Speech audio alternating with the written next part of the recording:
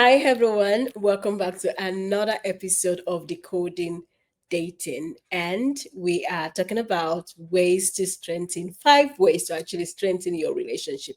And I'm here with. Adam Melnyk, leadership coach and owner of Seeing the Lead. Okay, so I'm just so excited to be here because we're going to have fun today, and we just want to also talk about relationships and how we can strengthen our relationship as we're going into the new year. I know we are hoping that 2026 is great, 2026 is wonderful, and want to experience beautiful relationship, right? So I think it's important to talk about how we can actually do that now towards the new year. What do you think, Adam? Oh, I love it. Listen, new year, new me. Although I always tell people, don't wait for the new year to start your new lifestyle. Start it Right? now. Start it now. So start now. Don't wait to 2026. But in case you want to, yeah, you can. So, but we're gonna start now, right? So, I know something that I've noticed, like at least a lot, with some of my friends, is the fact that it's so hard, like to build a healthy relationship, especially when you're always hearing the bad news. Like you go on social media, it's crazy, and then you start asking yourself, am I just wasting my time? So from a man perspective, what do you think? What do you think about relationship right now? And do you think it's becoming challenging too? Oh, I think relationships are far more challenging than they have ever been. I remember talking to people, some of my patients that are in the boomer generation, and listening to them talk about relationships. I'm like, wow, why did it get so complicated? Why is this such a mess? We live in a time where we have abundant amounts of information about how to build relationships, how to maintain relationships, and yet it is harder than ever to get into relationships, and it's harder than ever just to maintain a relationship. This what what's been going on, man? Right? It's so crazy because I met with some ladies this weekend, and they're all single and hoping to get someone serious, and they were kind of sharing their experiences when it comes to dating. It was more like horror story. I'm like, why are you so difficult? And these are people that some of them are mature, some of them are young. So the thing is, it is not even easier for the young people versus the older people. They're kind of facing the same challenges, and they can relate. It's kind of like similar story, even regardless of the age. And one thing I think is because we're feeding ourselves with different information from mostly social media, because like that's where we turn to when we are just relaxing and just we're just going through our phones, is the fact that there are crazy stories out there, and that kind of scares a lot of people that are even single, like do I even want to get into this, or people that are even dating, they kind of question, am I giving too much in my relationship? Am I doing too much in my relationship? Is this guy faithful? Is he pretending?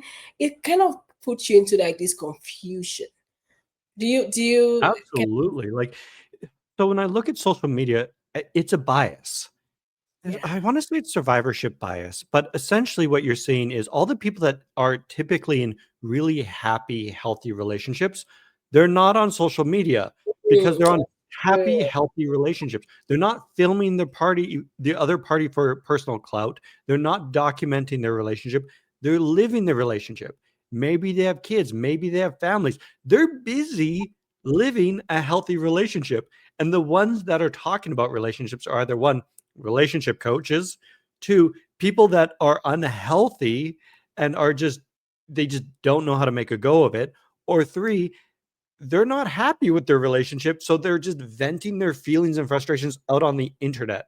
And then the rest of us see it and we go, oh shit, dating's crap out there. But it's right. not. It is, but it's not. Right, yeah, it's not, yeah, I think it's just mixed, right? And yeah, like you said the people that are actually building, investing in a relationship are busy doing that. They don't have time to be filming or be put all their business out there. They're actually focusing on their relationship, and that's why it's actually working. And it's crazy too, because sometimes you go on social media to actually get inspiration as well. There are people that would fame each other, giving themselves gifts or doing all this um, act of kindness, taking their spouse out.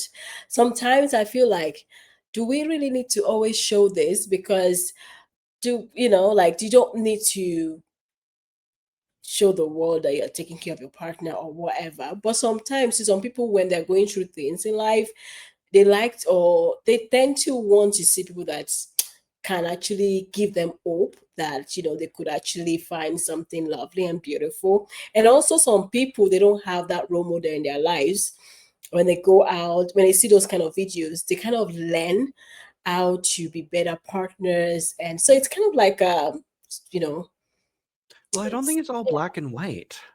Like, yeah, it's not exactly. like all social media is bad, Exactly. or all social media is good. I think there's things to be learned. Some social media is awful, but there's also a lot of useful information out there. I know for myself, I've recently been learning a lot about attachment styles and how to work with somebody with a certain attachment style. And that's been a very helpful for me as an individual, because then I'm like, oh, I see this in this other person. This is why they're doing the things that they're doing. It helps me navigate it. But then I also see the flip side, where people would take that information of attachment style and then use it and say, that person is an avoidant attachment style. And as a result, they're a narcissist and a prick and a psychopath. And they would weaponize it. And it's no. And I think people also use to say, oh, the one I see commonly is they say my horoscope. Oh, their horoscope is Scorpion, and Scorpions are like this and at this. I'm like, oh, please. And like you said, attachment style thing, I think people also just kind of cage themselves into that to fit into one type of attachment style. And they've used that as an excuse that, okay, because of this, that's why I do this, but whatever. But anyway, that takes us to our the reason for this video today, which is the ways, like 5 ways. We're going to talk about 5 ways in which we can strengthen your relationship. So I'm going to ask Adam from a male perspective, or from your experience, what would you say is a way to strengthen relationship? I think one of the biggest ways is showing appreciation in a relationship. I remember talking with my sister actually about um, a relationship that I was currently experiencing. And I said to her, you know, I was never complimented. I was never told I was handsome. They never said, I'm proud of you for doing this stuff. They never stopped me and they said, oh, you're looking really good today. I like that shirt on you. They provided me no compliments. And it made me feel unappreciated. And my Mm, sister said to me, she goes, yeah, but we're not conditioned to give men compliments. mhm. We just assume that men should are just there and they're to give us compliments. I'm like, fair enough, but I'm a human too, and I have needs, and I want to be complimented from time to time. I want to be told I'm looking good. I want to be told I'm looking hot. Like, you want me. I want to be told when I do something good that I did a good job. You know, yeah, I do agree with that. I think I saw something online and this week, and it talked about how more like I value women, stuff like that, or how to make him see you as an I value person. And one thing they said is, what, when he gives you something or gives you a gift, don't act like it's a big deal. Just act like casually, like thank you, and just move on. Like it's like I'm like, so a lot of things like just minimize things, minimize, and I'm like, I don't think I don't like. I agreed with some of the things. I agreed with some of the things, and some things I do not agree with. I feel like like from a woman perspective, or from what I've seen, like based on my culture.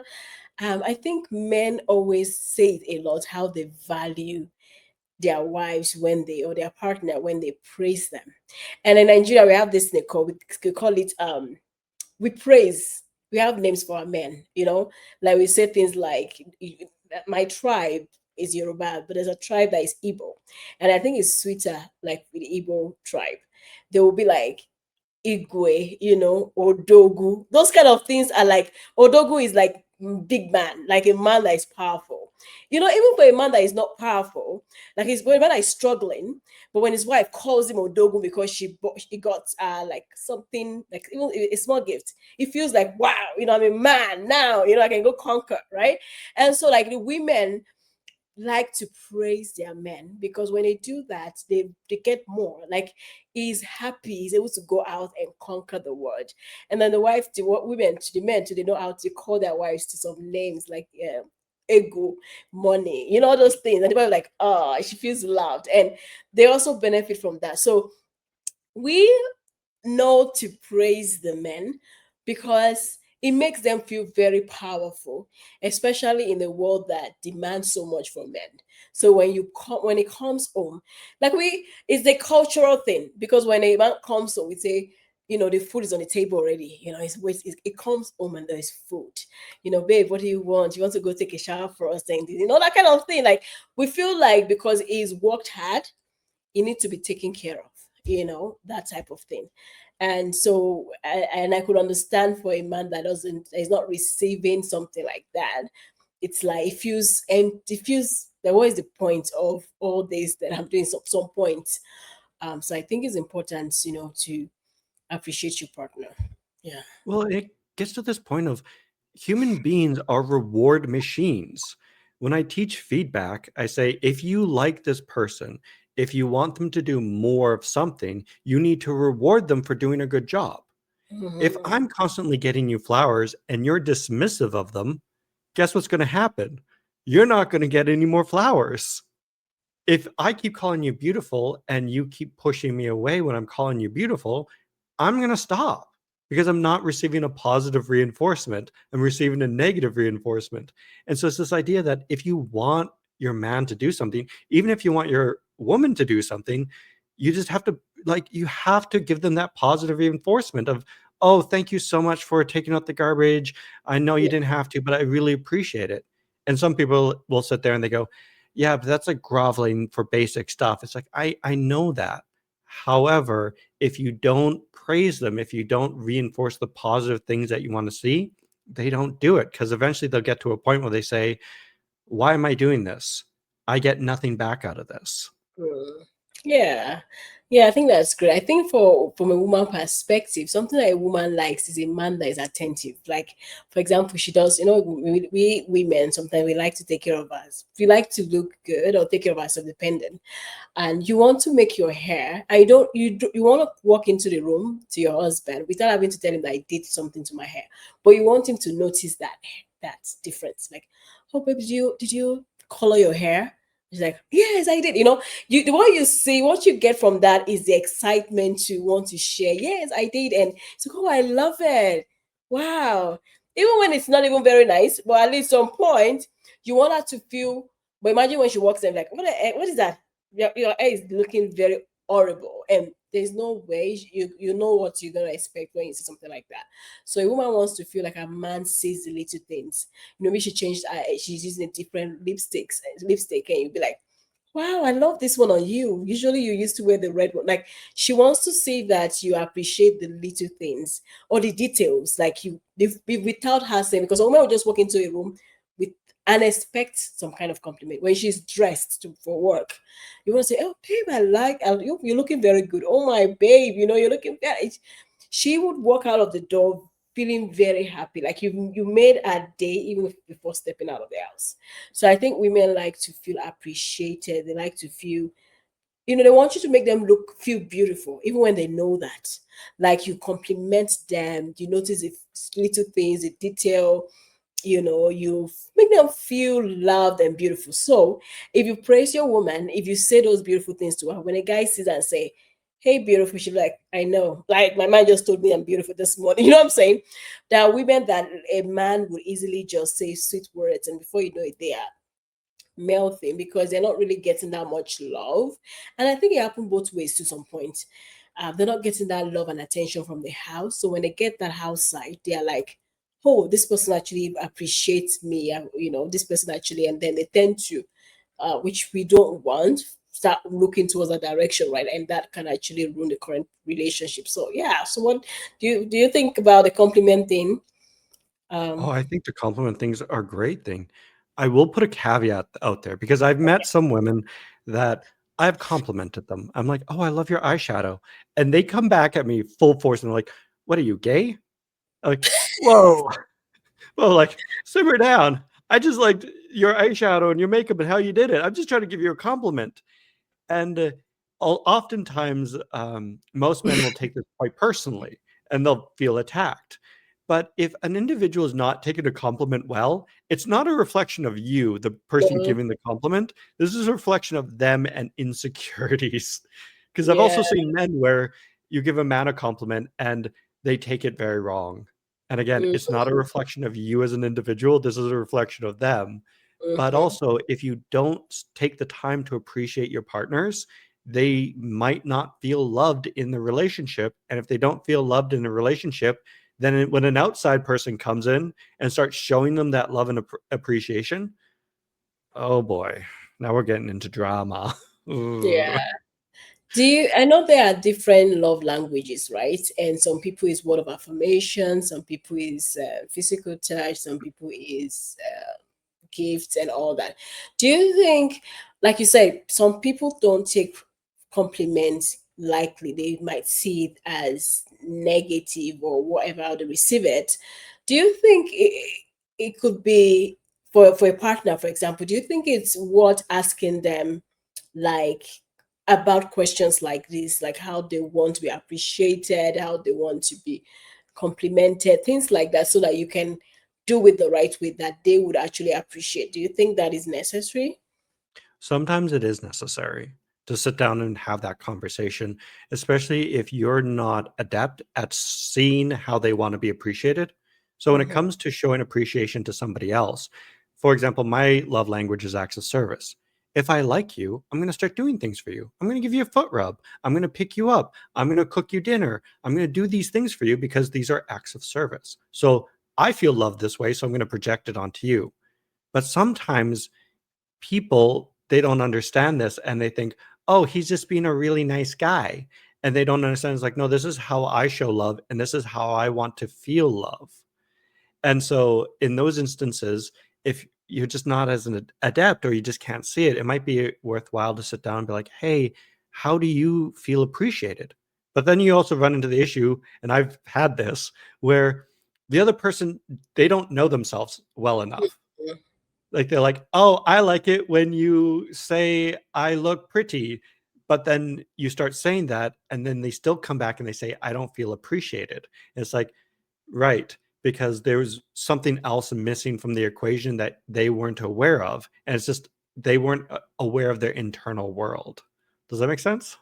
Yeah, I think so. I think not. If you don't really understand yourself, then it would be difficult to communicate how you want to be loved, or So, and that's what I always say: learn, study yourself. Like, you have to be invested in understanding and learning about you, because the more you know yourself, the more it's easier to love you, because that way you're able to communicate things that you want, things that you do not want, even set boundaries if you can. But when you don't even know all these things, then you don't even know how to love yourself. Then imagine how the other person will be struggling to love you, because some people is also from trauma. Some people have gone through different things in their life. They don't even know how to receive love, or how to even love correctly. And when some people will say they want love, they want a man that is this and that and that, but when they receive it, they don't know what to do with it, right? They receive it and they kind of start seeing the negative in it. Like, why is he so kind to me? Like they don't deserve to be treated in a kind way, or they don't deserve love. So it's just from a trauma or a very bad past experience, and that is that kind of shaped them to feel like they don't deserve some certain type of expressions. Well, it's funny you say that because I know a woman that had a lot of trauma and they were with abusive men. And these men used to love bomb her all the time before they abused her. And then she met a man that was really kind and an amazing man. And he was just showing love and affection towards her as he only knew how. And unfortunately, she viewed this as love bombing. And it's one Mm, of those things of the trauma was got in the way of realizing that this was a healthy relationship yeah. dynamic and ultimately self-sabotaged. Yeah, ultimately self-sabotage. But yeah, so the thing is, I know some people also, I hear the word self-sabotage a lot. And to some point, as a man or as a lady, you should know what love is. When you start sensing sometimes you can be at a job and you know that you deserve better. So you can also be in a relationship and you know you deserve better. To some people, that treatment could be okay with them. They can, depending. But sometimes when you see that something is not good for you, this is not what you want to experience long term. Yes, for your good, you can end it if that is not something that you want. And I think a lot of people tend to throw the word. I very feel that self sabotage, right? But sometimes, deep down in your heart, you know what you want. And like I always say, it's important to know yourself, work on yourself so that you can actually differentiate what is real love and what is not real love. Unfortunately, like love bombing looks like good love at the beginning because they're kind and they're doing all these things. But the difference is it's always short lived, right? Like it doesn't last long because they just want to do it quickly so they can get what they want to get from you and then they start distance, just acting like crazy people. But then the difference is true love or those it lasts longer, it's consistent. And that's where you can differentiate. It's like giving yourself time to know somebody before actually giving yourself to the person. So which means take your slow down to love. Like be very logical, like be love, but also open your watch and pray. The Bible says watch and pray, so you're watching as well as praying. You're watching while you fall in love, or take your time and wait it out and see if they get frustrated, if they change, if their pattern, and then you can differentiate, this guy is just. And I think, yeah, so let's not, I don't want to go too deep into that because that's going to be like another discussion. And what do you think about weekly connection ritual? What do you think Oh, about I think a weekly connection is a must, especially in long-term relationships, to have the conversation and just to connect. And it doesn't always have to be about serious stuff. It can be about light stuff. It can be just about talking about how your day is. It could be maybe cuddling on the couch. But one of the things I see people struggle with in long-term relationships is they stop connecting and they stop doing these intimate things and they stop communicating and then they start drifting apart. But if you intentionally sit down and be like, "Hey, babe, how's your day going?" Or, "Hey, can we watch a movie together?" and just take a moment to check in and just have a conversation, see how things are going. What do you think? I think it's great. I think you said it very well. I think it's very important because some like you said weekly. That's why some people do like weekly date nights and they use the opportunity to catch up on the relationship because sometimes you can get so busy, both of you are working. By the time you're back from work, you're both tired, and some of you that are living in different location. So which means you're probably going to talk on the phone before you know you're tired. 10 minutes, 15 minutes, you're back. So you don't have enough time to really sit and talk and connect. So I think it's always important to have one day aside and meet, talk about okay, what's going on that is working, how was your week, what would you like to talk about, what's going on with you, because I've seen situations where you have a partner and you think they're okay, and I've had situations where a partner will commit suicide and all. So if the weekly check-in is there, you can actually share each other burden, right? Like, babe, what's going on? I feel like you've been really down lately, can you talk about it? And then if you see that he's not doing well, you can always reach out to a family member and say, you know what, check on this person. He's not feeling better. He's not feeling good. So you can actually help your partner, by, being there, connecting. Sometimes like, how are you feeling? It's not about just you. It's like, babe, how are you doing? What's going on with you? How can I make it better? What do you want from me? Something like that. And it's very good to have someone that you can fall back on and just feel calm and re-energize and conquer. Exactly, and just have that conversation. I think one of the biggest problems I see with the check-in is most men, they're not as aware of their internal world as women are. It's just how it goes. And they also lack the communication, the language to express what might be going on within themselves and to talk about their own feelings and their thoughts.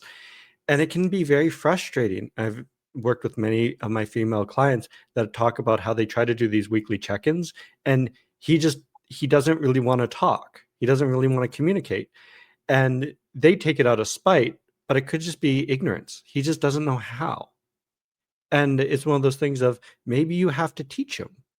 And I always get the response back, well, I shouldn't have to teach him. It's like, well, no, you have to teach each other. So I have to teach the person I'm with how I want to be loved, and they have to teach me in turn how they want to be loved. We're constantly teaching each other. And I would like to teach them how I want to be talked to, and they teach me how they want me to talk to them. And it can be that frustrating dynamic of just when you do a check-in, sometimes it doesn't, nothing really happens, or it doesn't go the way that you want it to go. And to pick your brain, how would you kind of navigate that dynamic when it's just, it's not going the way that you want it to go, but it's like you're doing it. Hmm. Yeah, I think the thing is because it's weekly, it's gonna be different every time. But the goal of it is to talk, and it could be talking about the relationship or talking about the person, the other person, basically. But there are situations where, like you said, men like to feel look tough for their partner. So a lot of men would be going through a lot of things, but they don't want to burden their partner with that. They want to, make them worried, and so they tend to just keep that side. Sometimes some men don't also feel safe to express themselves, because I remember a lady saying it was a show. I think it's Love at First Sight, and so you basically meet on at the altar, and the guy kind of checked her out, kind of searched for her name, and kind of like liked a picture, and then she was able to notice that like and realize that, oh, so this is the guy I'm going to meet on the altar, right? But then what she noticed, the guy is a principal, and is a guy that is connected, like he's very emotional, so he's always talking about volunteering, love, and all. And she hated that. This lady cried and cried and said she doesn't want a man that is emotional. She wants a man that is macho, a strong man.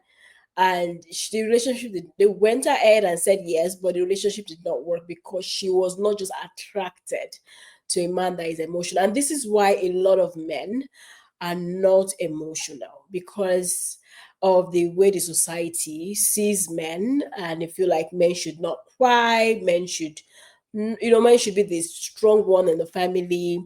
And so if that is the kind of mindset I grew up with, it will be very tough for him to want to tell his wife that, see, today a boss actually spoke to me in a particular way and I went to the bathroom and cried, right? Or today I couldn't meet up with the mortgage today, and I just felt like I should just do something bad to myself. Because the woman will respond and say, listen, regardless, you have to figure it out. Your mates are doing this, right? So sometimes they don't receive that support, and because of that, what is the point of sharing that? Right? There's a situation where a guy, so there's so much stories about ways that some men or some women, I was just looking because you're asking for men, for men don't feel safe enough to be vulnerable. And some people, sometimes also upbringing. And yeah, and it's unfortunate because there's not a lot of groups for men, support group for men to, when men are hanging and they're talking about sports, or they're just drinking and or talking about ladies, they hardly talk about their feelings and how they are struggling. Women do that a lot. We have support groups and it's easy for us to talk. And that is why suicidal rate with women is pretty low, because women talk about this. Men don't have that outlet to do that. And I think that needs to change, because it's mental health issues becoming a challenge when it comes to men. So Absolutely. I think a lot of society kind of conditions men that speaking about your feelings is bad. Like, if I open up to a woman and then I get a negative response, I mean, I'm a reward machine.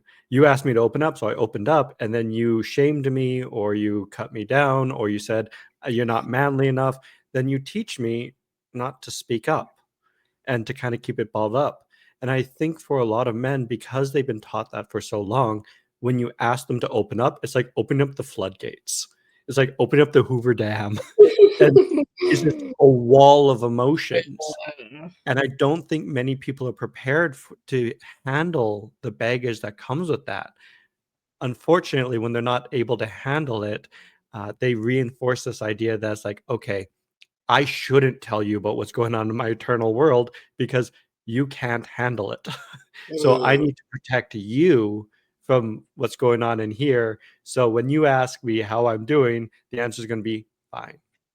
It's always going to mm. be That's very interesting. So that's really crazy. Okay. I know conflict, you cannot really, conflict is something that you cannot really avoid, or, in a relationship, there's going to be time when you would fight, but it's not the fighting that is a problem, but it's how long you fight for, or how long it takes you to actually reconcile. Do you think this is how do you when you look at conflict and you look at relationship, or do you think how do you think couples should handle conflict to strengthen a relationship? oh my gosh, conflicts in relationships. Oh, they're such a headache and a half. I've always been a big fan of if you have a conflict, talk about the conflict as it is right now. I think a lot of people struggle with conflict because they bring up all their past Mm, conflicts and they bring it into the current conflict. And it's like, well, the current conflict is about doing the dishes. And what we're actually talking about is how I didn't vacuum, I didn't do yard work, I didn't do all this stuff way back months ago, and how you had to yell at me. And that's not okay. Focus on the conflict at hand and have a conversation about it. And when the conflict gets resolved, you put it away. It's gone. The conflict is resolved. We're not going to bring it up again, else you're just holding it over somebody. But also, I think there's a repairing that has to be done after a conflict. And it might be, I really hate this person, but at the end of the day, I'm still going to snuggle with them in bed and I'm not going to go sleep on the couch because I need that closeness. Like we need to bond after this. How would curiosity, how would you handle conflicts to like you want to have those healthy conflicts, but you still want to strengthen because oftentimes when you have that when you have a relationship, conflict often strengthens that yes. relationship. Yeah. You can't, it's just like having friendship where you never fight. To some point you feel like the friendship is not deep enough. And because conflict reveals a lot about your partner too. And sometimes when people are upset, they kind of speak their mind. If they speak your mind in a positive way though, but speak your mind, and you that might be the opportunity. For a man, for example, that doesn't really talk, that could be an opportunity for him to just say his mind, this is how I'm feeling, right? And the woman can actually get that information. But it's not bad. So it's the frequency of it. So are you always fighting versus maybe once a week or once a month, compared to fighting every 3 days? So how often do you fight? And also, I have a rule where try not to sleep angry. So when you try not to sleep angry, that means you're going to resolve the problem, today's problem today, and then tomorrow is another new day. And you talked about, what did you say? You talked about, I kind of forgot. I was talking about, a lot of things. One of them was just like at the end of it, keep the conflict Focus. focused, but Yeah, also like you gotta bond after it. You can't just exactly. go your separate ways and walk away. Like there has to be Yeah, that healing and repairing part. yeah. So yes, that word was, you said focus on today's conflict, and I think that's the idea about sleep. Don't go to bed angry, because when you don't go to bed angry, today is gone and tomorrow is another day. So I think it is very hurtful when you keep bringing up past problems. Because what is the motivation to want to even improve if you keep doing that? Like, so because if you're going to marry somebody, it's going to be a long-term thing. They're going to make a lot of mistakes and they're going to fight with you. If you have to record the amount of conflicts, you can't even count them. So it's going to do the same thing again few times before it registers. So just get used to that. And it's unrealistic to think that you correct your partner, or they would, or you expect them not to do the same or make the same mistake again. They would forget to take out the garbage again. They will forget to put their shoe away again. So those things will happen. So prepare your mind for those things and accept it some point. Or you can always remind them in a gentle manner. But if you think that it would not do the same thing, now there's some crazy things that may be crazy, like maybe cheating or that physical, or emotional. Those things are very big, and so you might want to handle that differently. But when it comes to little things that will not affect your life in any way or the relationship, there's a lot of ways to go around it. But let today's fight be today and try not to go to bed angry. So that's like there's a couple that I know. I saw on Instagram. They said whenever they're having conflict, the husband says this is their rule. They'll just say, you know what? Just know that I love you, and our love is bigger than this fight, and that always solves it for them all the time. And so today, they don't see conflict as, because they always remind themselves that, see, I love you, and the love I have for you is bigger than taking out the garbage. It's an example. So yeah, that's another Oh, I love that. way to That's look so at it. beautiful. And it is reminding the other person that no, I do love you. I know you fucked up. I know you screwed up, but I still love you. Because in conflicts, we often feel like they are the enemy. They don't love me. They are trying to screw me over. And it's like, no, it's just a conflict. And when we look at conflicts, most conflicts in relationships you can't solve. Like, I think the statistic I remember reading was something like 70 to 80% of all problems in relationships are unsolvable. Not that they're not conflicts, for sure are. It's just quirks of the person's personality or how they are as an individual. I remember one couple where the woman was a very clean freak, but the man was very messy. And she was constantly on him. You should be clean. Why is your workstation so messy? Da, da, da, da. It's like, well, this isn't going to change. So what she did was she's like, okay, he gets the den, and that den can be as messy as he wants. However, out here, this is my territory. This has to be clean. And it was a compromise because you're not going to solve this problem. Yeah, yeah. Some problems are just it. Some problems also take time, because the more they learn about you, the more they learn to live with you and all that. And there's some things that may never change, but you have to just learn to live with it and move on. Exactly, because I think the rule of thumb is you are not easy to live with.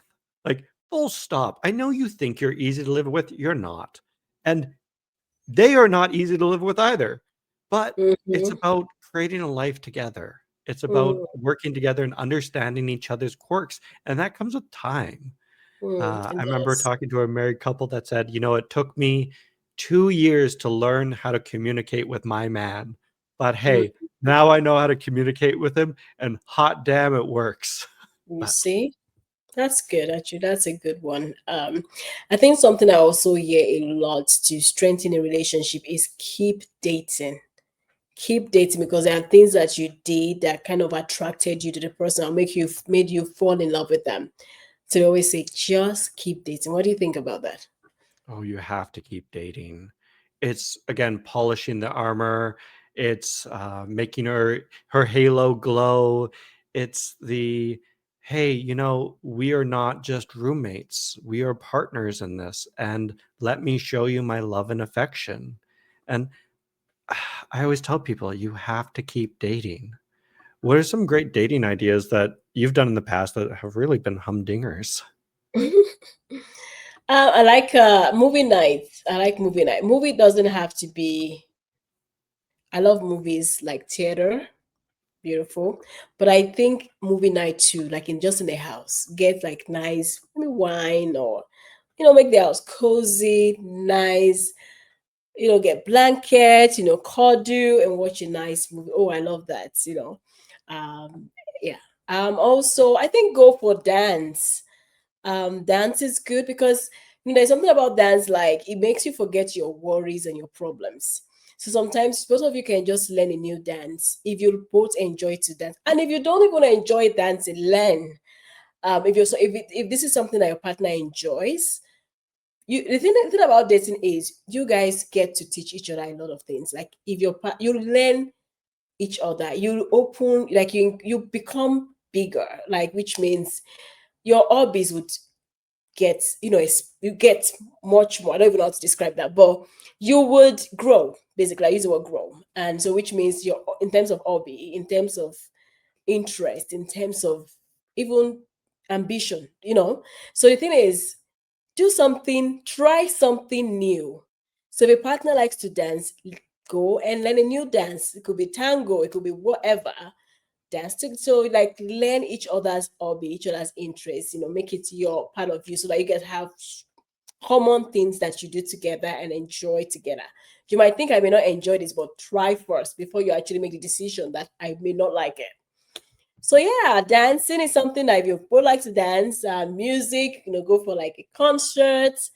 It could be a nice romantic evening in music in a nice bar where there's music. You guys hold each other. You can a lot of beautiful things. Could be park. Just take a nice walk in the park. If you like to hike, Like, vacation, share beautiful experiences, create experiences, well, memories. it doesn't even have to be big. I think a lot of Yeah. people when they think of dating, they think of these big moments, and it really doesn't. I know, for example, men often bond with goals, weirdly enough. So if you say, "Hey, babe, let's hike to the top of this mountain together," they'll bond with you just hiking to Mhm. the top of the mountain. And it's a lovely date experience for them. And I know a lot of women are like, "Yeah, but that's not so romantic." It's like, right, but you're building connection with your man. He'll appreciate it. And it doesn't have to be expensive. It doesn't have to be um, something that you like to do. It could be something that he likes to do. And Mhm. if she likes to dance, you go dancing because that's what she wants to do. And it's exploring her hobbies, what she likes to do, and having her just show you her world. People love showing each other their worlds. I remember I was talking to a girl and she's like, "Oh, you make model spaceships?" I'm like, "Yeah, I make model spaceships." She's like, "Oh my God, show me pictures." I was so jazzed about it. I'm like showing her my model spaceships. I'm teaching her on how to paint it and all the stuff that I do for it. And it made me so happy. Oh, that's lovely. So it's Yeah, one of those things like you can just bond on the small stuff. yeah. So it's like, some things that some people are not proud of, some things that they do could be like seen as childish sometimes, but even though you'll be like, show interest. Oh, really? Because this means something to them, right? Because show me, show me. Like I said, you never know if you don't like, if you don't never know if you like something or not until you actually kind of try it or invest in it. So basically, create memories, like you said, doesn't have to be expensive. Like I said, it could be a walk to the park. If you guys can, you can make it great, big, buoyant, whatever. But the point is, you're creating a lot of memories, taking pictures, so there'll be times that you go back to it and smile or tell a story about it. The goal is not just going for hiking or climbing that mountain, but it's the journey to get there. It's the amount of laughter and stories and just that beautiful experience that you guys would, share. That is the most important thing. And like you said, it doesn't have to be expensive. It could be the memories is what it matters. And keep dating. And I know you said something about goals, like shared goals. How important is it to have shared vision, family, faith, all that type of thing in strengthening relationship? Well, in a relationship, you should be sailing in the same direction. Generally, you should be sailing in the same direction.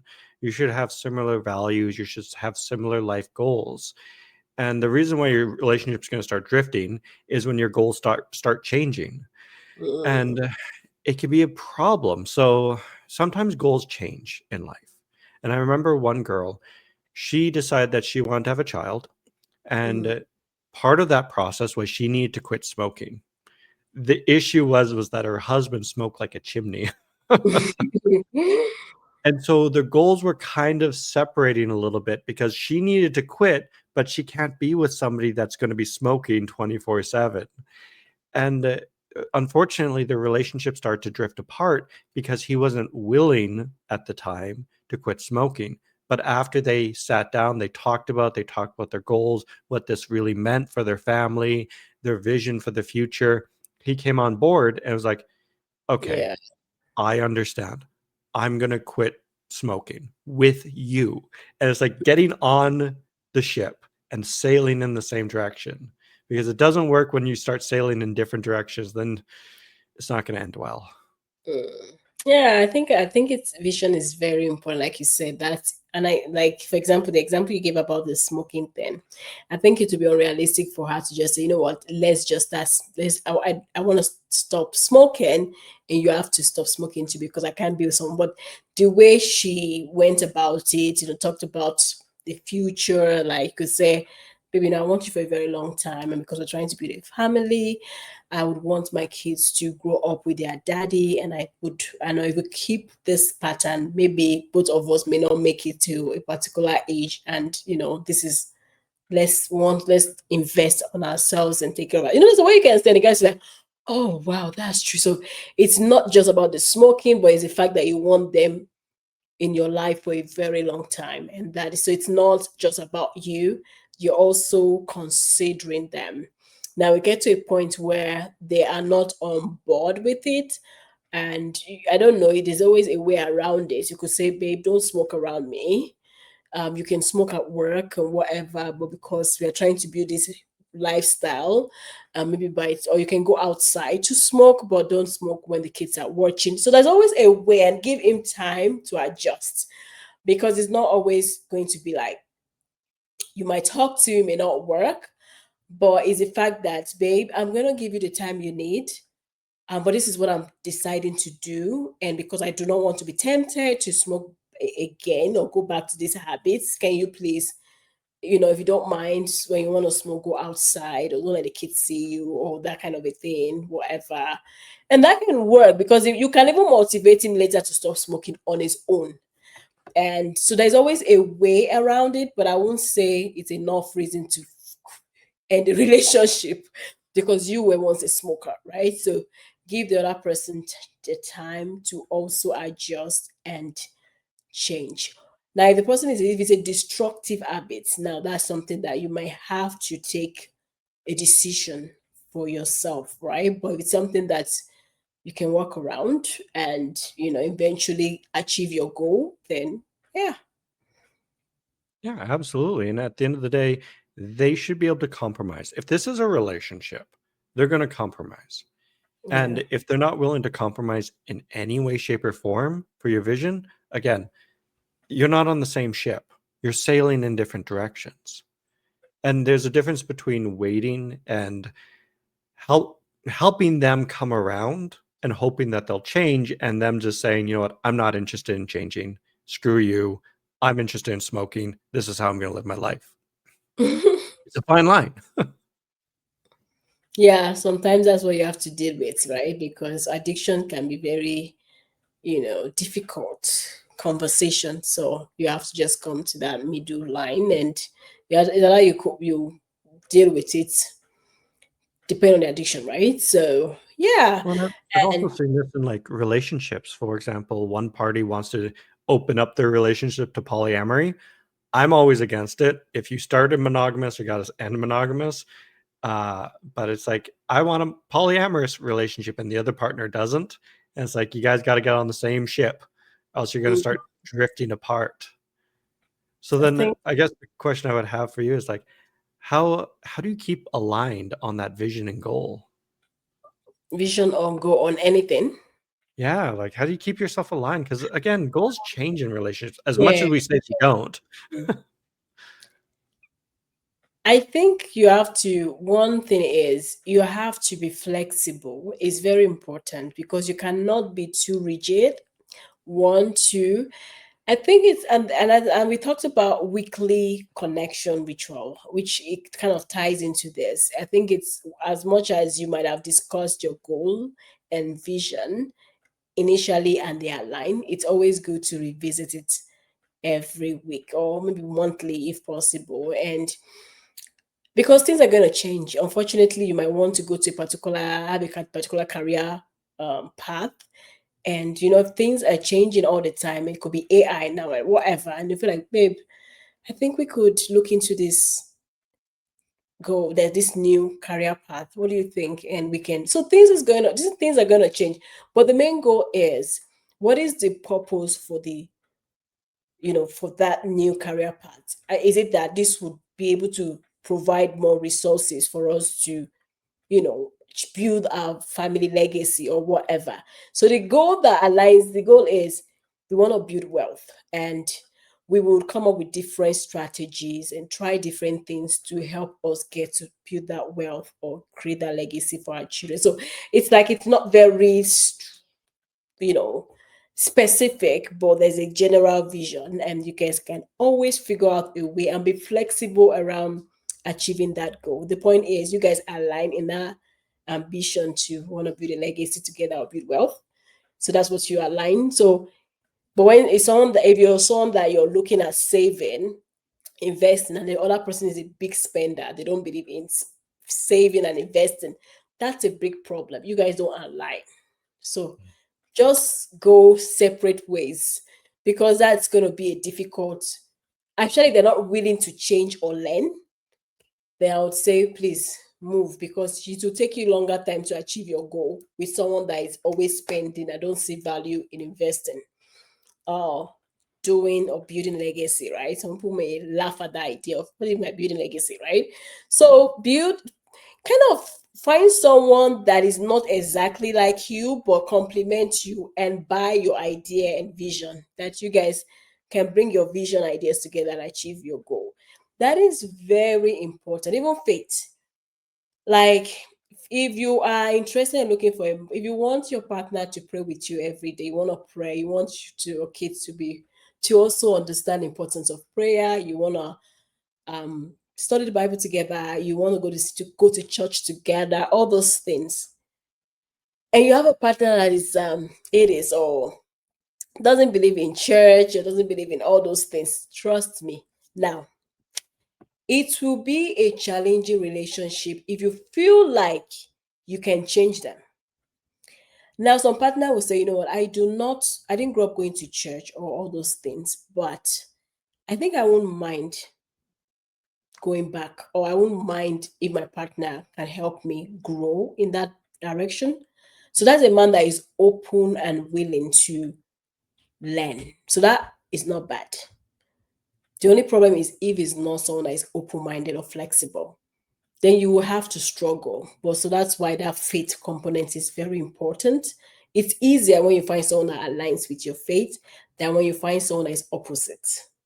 It's just that it's difficult. Like you find someone that likes to save and invest, someone that doesn't like. It is difficult to want to convince them all the time to see the reason why investing is, you know, if you want an easier relationship versus a difficult relationship, then you can alignment kind of differentiate both. Yeah.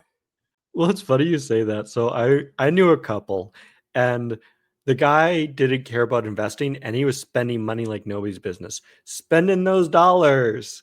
Um, and she believed in investment. So what ended up happening to their relationship dynamic is she ended up taking over all the finances.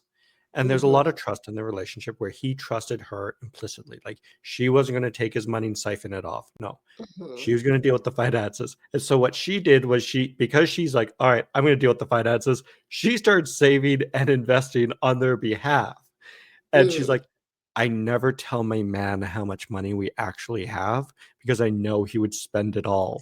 And so in this weird way, she was kind of gaslighting him into believing that they were poorer than they actually Yeah. were, but for good reason, because when they ended up retiring, he was stressed out. He's like, oh, we're going to be living to paycheck to paycheck. I'm not going to have enough money. And she said, babe, we're set. We're fine. We're going to retire. We can retire at any age we desire. You do not have to work. And he's like, how does that work? She goes, don't worry. I manage the money. I've solved it for us. And it's how the dynamic ended up working out. You see, and the good thing is the trust that exists between those couple, right? And the fact that the guy is open enough to say, okay, babe, yes, handle the finance. Two, you could see how challenging it is as well. It wasn't, the good thing is there was cooperation there. They work together. But like I said, you know how easy you want your relationship to be depends on alignment. If you're very well aligned, it's so smooth. But if you're not aligned in different, you can align in everything 100%, but that's it's gonna it's gonna vary. But the more alignment you have, the easier and better your relationship is. It's like you saying you have a girl, you know she doesn't love you. She's expressed that she doesn't love you, but you kind of feel like you can make her love you than a lady that loves you and loves everything about you. Imagine if you do anything, she's like excited. You know, you're like, why is she so excited about the little things? But the other one is like you're forcing her to even like you. You're forcing her to compliment you. You know what I'm saying? You see the difference. It's like it is difficult. Maybe she can end up falling in love with you, but the amount of work that you will have to put in just to gain that love compared to a girl that just love you for nothing. She just love you. Can't even she can't even explain why she loves you. Do you imagine the less work you put? Like she just loves me. Like like dogs when they see you, they're excited, right? For nothing. They're just excited to see you every time. So imagine having a woman that loves you for nothing. Then a woman that you have to buy her or give her, kill almost want to kill yourself for her before maybe on your dying bed, she'll be like, oh, you did all this for me. You're a good man. But I would argue that that is true love. And that's what we should all aspire towards. It's not, I love you based on these conditions. No, I love you unconditionally. I don't even know why I love you. I just love you, man. I just love to see you smile. I just love to see you come in. Oh, baby. You Don't know, it? I had a guy, he said, my wife is a real pain in my ass, but I would never change her because I love her to death, You even see? when she's riding me. Because I don't know, there's just something about her I just Yeah. can't get out of my head. I was like, that's love.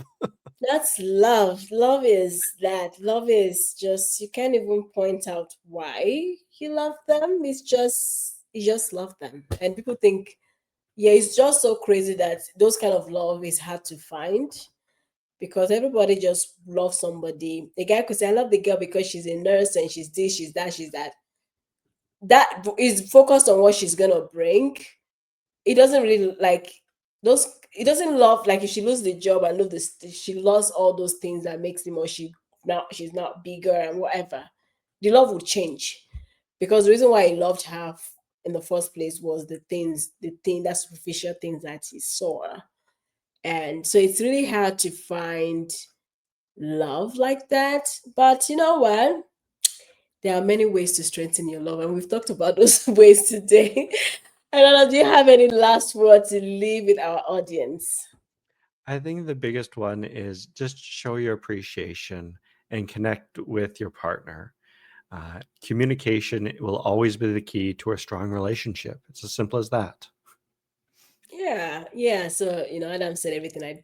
We've said a lot of things today, and I don't even have anything to add to that. But I would say, if you are new to this channel, don't forget to subscribe. And if you feel like you have someone in your life that would benefit from this video, please don't forget to share. Don't forget to comment. And Adam, do you have any last word for our audience?